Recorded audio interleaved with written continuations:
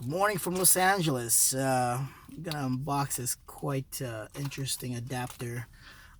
It's one of two pieces that I'm waiting for that I purchased about a month ago. Actually, no, but a couple weeks ago.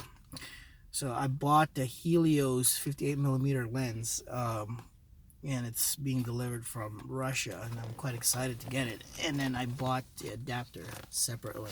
So this is the M42 adapter that will mount into the Canon lenses. I also bought the Sony E-mount with the lens. It was actually quite cheaper if I bought the lens with the E-mount compared to a mount with Canon. So wow, the feel is really good for an adapter. It's pure metal.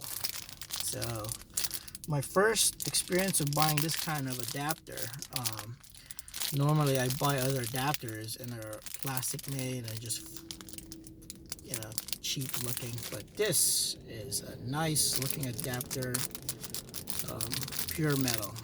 So can't wait. I'm still waiting for my lens so I can take some snapshots and some videos out of it. So anxiously waiting for my lens delivery, Russia. Come on now. I guess in the middle of January it's gonna arrive. So exciting unboxing of an adapter for Helios 58mm Canon mounts.